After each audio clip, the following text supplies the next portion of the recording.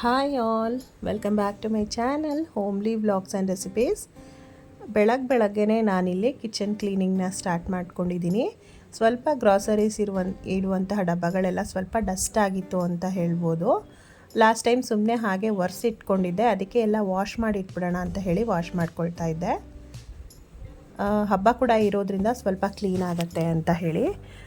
ಯಾವುದೇ ಹಬ್ಬ ಆಗಲಿ ಸ್ವಲ್ಪ ಮನೆಯೆಲ್ಲ ಕ್ಲೀನ್ ಮಾಡಿಕೊಂಡು ನಾವು ಹಬ್ಬ ಮಾಡಿದಾಗ ಒಂಥರ ಫ್ರೆಶ್ನೆಸ್ ಇರುತ್ತೆ, ಸಮಾಧಾನ ಅಂತ ಕೂಡ ಅನಿಸುತ್ತೆ. ಹಾಗಾಗಿ ನಾನು ಸ್ವಲ್ಪ ಕ್ಲೀನ್ ಮಾಡ್ಕೊಳ್ತಾ ಇದ್ದೀನಿ.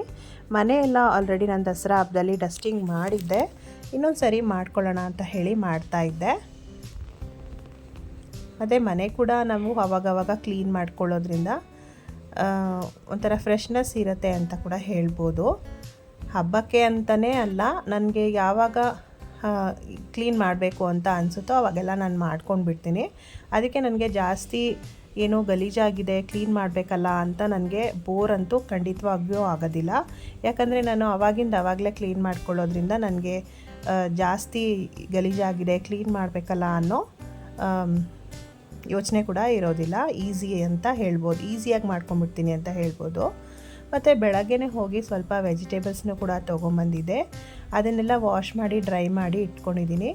ಎಲ್ಲನೂ ಎತ್ತಿಟ್ಕೊಳ್ತಾ ಇದ್ದೀನಿ ವೆಜಿಟೇಬಲ್ಸ್ನೆಲ್ಲ. ಮತ್ತು ನಮ್ಮನೆ ಹತ್ರ ಸ್ವಲ್ಪ ತರಕಾರಿ ಅಂಗಡಿ ಕೂಡ ದೂರ ಇರೋದ್ರಿಂದ ಸ್ವಲ್ಪ ತರಕಾರಿನೆಲ್ಲ ಸ್ಟಾಕ್ ಇಟ್ಕೊಂಡ್ರೆ ನನಗೆ ಈಸಿ ಆಗುತ್ತೆ. ಬೆಳಗ್ಗೆ ತಿಂಡಿಗಾಗಲಿ ಮಧ್ಯಾಹ್ನದ ಅಡುಗೆಗಾಗಲಿ ಏನಾದರೂ ವೆಜಿಟೇಬಲ್ಸ್ ಇದ್ದರೆ ಆರಾಮಾಗಿ ಅದರಲ್ಲಿ ಕುಕ್ ಮಾಡಿ ಕೊಟ್ಬಿಡ್ತೀನಿ. ಇನ್ನು ದೀಪಾವಳಿ ಹಬ್ಬ ನಮಗೆ ತುಂಬ ಗ್ರ್ಯಾಂಡ್ ಅಂತ ಏನೂ ಇಲ್ಲ. ಮಾಮೂಲಿ ನಾನು ಅಮಾವಾಸ್ಯೆ ಇದ್ದಾಗ ಸಂಜೆ ಲಕ್ಷ್ಮೀ ಪೂಜೆ, ಕುಬೇರನ ಪೂಜೆ ಎಲ್ಲನೂ ಮಾಡ್ತೀನಿ. ಮನೆಯಲ್ಲಿ ಚೆನ್ನಾಗಿ ಪೂಜೆ ಆಗಿಬಿಡ್ಬೇಕು ನನಗೆ ಫಸ್ಟು. ಮನೆಯಲ್ಲಿ ಪೂಜೆ ಎಲ್ಲ ಮಾಡ್ಕೊಳ್ತೀನಿ. ಮತ್ತು ಕುಬೇರ ಯಂತ್ರ ಬರ್ಕೊಳ್ತೀನಿ, ಹೊಸ್ದಾಗಿ ಬರೆದು ಅದನ್ನು ಚೇಂಜ್ ಮಾಡಿ ಅದನ್ನು ಕೂಡ ಪೂಜೆ ಮಾಡ್ತೀನಿ. ಮತ್ತು ನೆಕ್ಸ್ಟ್ ಇಯರ್ಗೆ ನಾನು ಅದನ್ನು ಚೇಂಜ್ ಮಾಡಿ ಬರ್ಕೊಳ್ತೀನಿ. ಅದ್ರ ಬಗ್ಗೆ ಏನಾದರೂ ಕುಬೇರ ಯಂತ್ರದ ಬಗ್ಗೆ ನಿಮಗೇನಾದರೂ ವಿಡಿಯೋ ಬೇಕು ಅಂದರೆ ನಾನು ಕಮೆಂಟ್ ಮಾಡಿ ನಾನು ತಿಳಿಸ್ಕೊಡ್ತೀನಿ. ಕುಬೇರ ಯಂತ್ರ ಪೂಜೆ ಮಾಡಿ ನನಗಂತೂ ತುಂಬ ಒಳ್ಳೆಯದಾಗಿದೆ ಅಂತ ಹೇಳ್ಬೋದು. ಯಾರಿಗಾದರೂ ಅದ್ರ ಬಗ್ಗೆ ಡೀಟೇಲ್ಸ್ ಗೊತ್ತಾಗಬೇಕು, ನನ್ನ ಎಕ್ಸ್ಪೀರಿಯನ್ಸ್ ಹೇಗಿದೆ ಅದನ್ನು ಪೂಜೆ ಮಾಡಿ ಅಂತ ನಿಮಗೆ ಗೊತ್ತಾಗಬೇಕು ಅಂದರೆ ನೀವು ಕೂಡ ಕಮೆಂಟ್ ಮಾಡಿದ್ರೆ ನಾನು ಅದರದ್ದೇ ಒಂದು ವಿಡಿಯೋನ ಮಾಡ್ತೀನಿ. ಮತ್ತು ಇಲ್ಲಿ ನಾನು ಬಾಕ್ಸ್ಗಳನ್ನೆಲ್ಲ ವಾಶ್ ಮಾಡಿದ್ನಲ್ವ, ಗ್ರಾಸರೀಸ್ ಎಲ್ಲ ಫಿಲ್ ಮಾಡ್ಕೊಳ್ತಾ ಇದ್ದೀನಿ. ನನಗೆ ಏನೇನು ಗ್ರಾಸರಿ ಬೇಕೋ ಅದನ್ನು ಮಾತ್ರ ನೋಡಿಕೊಂಡು ತೊಗೊಂಬಂದಿದ್ದೀನಿ. ನಾನು ಎಲ್ಲನೂ ಖಾಲಿ ಮಾಡ್ಕೊಳ್ಳೋದಿಲ್ಲ, ನಾನು ನಿಮಗೆ ಲಾಸ್ಟ್ ವೀಡಿಯೋದಲ್ಲಿ ಹೇಳಿದ್ದೀನಿ. ಸ್ವಲ್ಪ ಇದ್ದಾಗಲೇ ನಾನು ತೊಗೊಂಬಂದು ಅದನ್ನು ಫಿಲ್ ಮಾಡ್ಕೊಂಡು ಬಿಡ್ತೀನಿ. ನಾವು ಗ್ರಾಸರಿ ಆಗಲಿ ಅಕ್ಕಿ ಆಗಲಿ ಮನೆಯಲ್ಲಿ ಖಾಲಿ ಮಾಡ್ಕೊಳ್ಬಾರ್ದು ಅಂತ ಹೇಳ್ತಾರೆ. ಮತ್ತು ಖಾಲಿ ಆಯಿತು ಅಂತ ಹೇಳಬಾರ್ದು, ಹೆಚ್ಚಾಗಿದೆ ಅಂತ ಹೇಳಬೇಕು ಅಂತ ಹೇಳ್ತಿರ್ತಾರಲ್ವ, ಅದನ್ನೆಲ್ಲ ನಾನು ಫಾಲೋ ಮಾಡ್ತೀನಿ ಖಂಡಿತವಾಗಿಯೂ. ಗುರೂಜಿಗಳೆಲ್ಲ ಟಿಪ್ಸ್ಗಳು ಕೊಡ್ತಾ ಇರ್ತಾರಲ್ಲ ಮನೆಯಲ್ಲಿ ವಾಸ್ತು ಬಗ್ಗೆ ಆಗಲಿ, ಈ ಥರ ಟಿಪ್ಸ್ ಏನಾದರೂ ಕೊಡ್ತಿರ್ತಾರಲ್ಲ ಅದನ್ನೆಲ್ಲ ನಾನು ಖಂಡಿತವಾಗಿಯೂ ಫಾಲೋ ಮಾಡ್ತೀನಿ. ನಮಗೆ ಅದರಿಂದ ಒಳ್ಳೆಯದಾಗುತ್ತೆ ಅಂದರೆ ನಾವು ಯಾಕೆ ಫಾಲೋ ಮಾಡಬಾರ್ದು? ನಾನಂತೂ ಖಂಡಿತವಾಗೂ ಫಾಲೋ ಮಾಡ್ತೀನಿ ಅವ್ರು ಹೇಳೋದನ್ನು.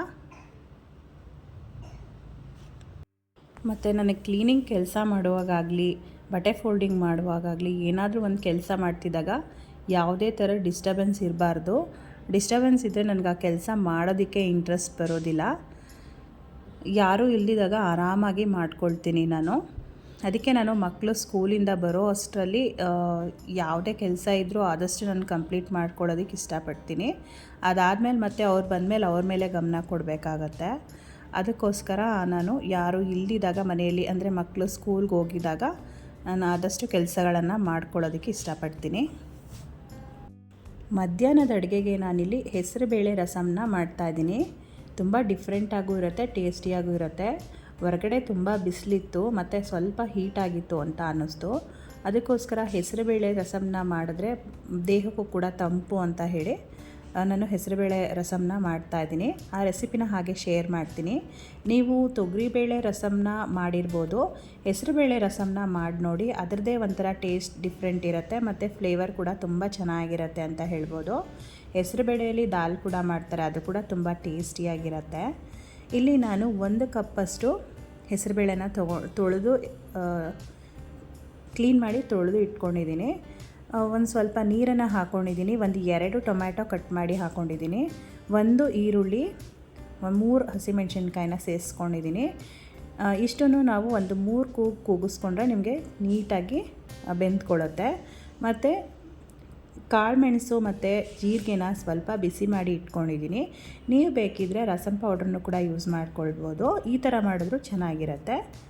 ಈಗ ನೋಡಿ ಬೇಳೆ ಎಲ್ಲ ಚೆನ್ನಾಗಿ ಬೆಂದಿದೆ. ಇದನ್ನೆಲ್ಲ ಚೆನ್ನಾಗಿ ನಾನು ಮಸ್ಕೊಂಡಿದ್ದೀನಿ. ಇದಕ್ಕೆ ಸ್ವಲ್ಪ ಹುಣಸೆ ಹಣ್ಣಿನ ನೆನೆಸಿರ್ತೀವಲ್ಲ, ಹುಣಸೆ ಹಣ್ಣಿನ ರಸನೂ ಕೂಡ ಸ್ವಲ್ಪ ಆ್ಯಡ್ ಮಾಡ್ಕೊಳ್ಬೇಕಾಗತ್ತೆ. ಬೇಕಿದ್ದರೆ ನೀವು ಹುಣಸೆ ಹಣ್ಣನ್ನು ಹಾಗೆ ಇದ್ರ ಜೊತೆಗೆ ಬೇಯೋಕ್ಕೂ ಕೂಡ ಹಾಕ್ಬಿಡ್ಬೋದು. ಈಗ ಹುಣಸೆ ಹಣ್ಣಿನ ರಸನ ಸೇರಿಸ್ಕೊಂಡಿದ್ದೀನಿ. ಕಾಳುಮೆಣಸು ಮತ್ತು ಜೀರಿಗೆನ ಬಿಸಿ ಮಾಡಿ ಪೌಡ್ರ್ ಮಾಡ್ಕೊಂಡಿದ್ವಲ್ಲ, ಅದನ್ನು ಸೇರಿಸ್ಕೊಳ್ತಾ ಇದ್ದೀನಿ. ಒಂದು 2 ಟೇಬಲ್ ಸ್ಪೂನಷ್ಟು ಸೇರಿಸ್ಕೊಳ್ತಾ ಇದ್ದೀನಿ. ಆಗಲೇ ಹೇಳಿದಾಗೆ ನೀವು ಬೇಕಿದ್ದರೆ ರಸಂ ಪೌಡ್ರನ್ನು ಕೂಡ ಯೂಸ್ ಮಾಡ್ಕೊಳ್ಬೋದು, ತುಂಬ ಚೆನ್ನಾಗಿರುತ್ತೆ. ನೀವು ರಸಂ ಪೌಡ್ರ್ ಯೂಸ್ ಮಾಡಿದ್ರೆ ಇನ್ನೂ ಕಲರ್ ತುಂಬ ಚೆನ್ನಾಗಿ ಬರುತ್ತೆ. ನಾನಿಲ್ಲಿ ಸಿಂಪಲ್ ಮೆಥಡಲ್ಲಿ ನಿಮಗೆ ತೋರಿಸ್ತಾ ಇದ್ದೀನಿ. ಮತ್ತು ಇಲ್ಲಿ ಒಗ್ಗರಣೆಗೆ ನಾನು 1 ಸ್ಪೂನ್ ತುಪ್ಪ ಮತ್ತು 2 ಸ್ಪೂನ್ ಆಯಿಲ್ನ ಹಾಕ್ಕೊಂಡಿದ್ದೀನಿ. ಒಂದು ಸ್ವಲ್ಪ ಸಾಸಿವೆ, ಜಜ್ಜಿರುವಂತಹ ಬೆಳ್ಳುಳ್ಳಿ, ಕರಿಬೇವು, ಒಣಮೆಣ್ಸಿನ್ಕಾಯಿ ಇಷ್ಟನ್ನು ಹಾಕ್ಕೊಂಡು ಒಗ್ಗರಣೆ ಮಾಡ್ಕೊಂಡಿದ್ದೀನಿ.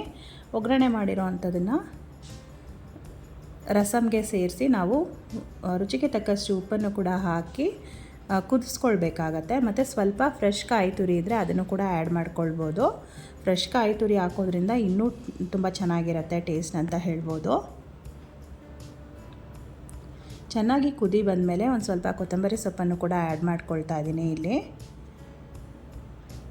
ಬೇಗ ಕೂಡ ಆಗಿಬಿಡುತ್ತೆ, ಕ್ವಿಕ್ಕಾಗಿ ಕೂಡ ಆಗಿಬಿಡುತ್ತೆ. ನಿಮಗೆ ಸಮ್ಮರಲ್ಲಿ ನಾನು ಇದನ್ನು ಜಾಸ್ತಿ ಮಾಡ್ತಾ ಇರ್ತೀನಿ. ಈಗ ಬಿಸಿ ಅನ್ನದ ಜೊತೆಗೆ ರಸಂ ರೆಡಿಯಾಗಿದೆ. ನೋಡ್ತಾ ಇದ್ರೇ ತುಂಬ ಚೆನ್ನಾಗಿ ಕಾಣಿಸ್ತಾ ಇದೆ ಅಲ್ವಾ? ಟೇಸ್ಟ್ ಕೂಡ ತುಂಬ ಚೆನ್ನಾಗಿತ್ತು. ಜೊತೆಗೆ ನಾನಿಲ್ಲಿ ಹಪ್ಪಳ ಕೂಡ ಮಾಡಿದ್ದೀನಿ. ತುಂಬ ಟೇಸ್ಟಿಯಾಗಿರುತ್ತೆ. ನೀವು ಕೂಡ ಟ್ರೈ ಮಾಡಿ. ಮತ್ತು ದೇವ್ರ ಮನೆ ಕೂಡ ಕ್ಲೀನ್ ಮಾಡೋಣ ಅಂತ ಹೇಳಿ ಪೂಜೆ ಸಾಮಗ್ರಿಗಳನ್ನೆಲ್ಲ ತೆಗೆದಿಟ್ಟಿದ್ದೀನಿ. ದೇವ್ರ ಮನೆ ಕೂಡ ಡೀಪ್ ಕ್ಲೀನಿಂಗ್ ಮಾಡ್ಕೊಳ್ತಾ ಇದ್ದೀನಿ ಹಬ್ಬಕ್ಕೆ. ವಿಡಿಯೋ ಇಷ್ಟ ಆದರೆ ಲೈಕ್ ಮಾಡಿ, ಶೇರ್ ಮಾಡಿ, ಕಮೆಂಟ್ ಮಾಡಿ. ಇನ್ನೂ ಸಬ್ಸ್ಕ್ರೈಬ್ ಆಗಿಲ್ಲ ಅಂದರೆ ಪ್ಲೀಸ್ ಸಬ್ಸ್ಕ್ರೈಬ್ ಮಾಡ್ಕೊಂಡು ನೋಡಿ. Thank you.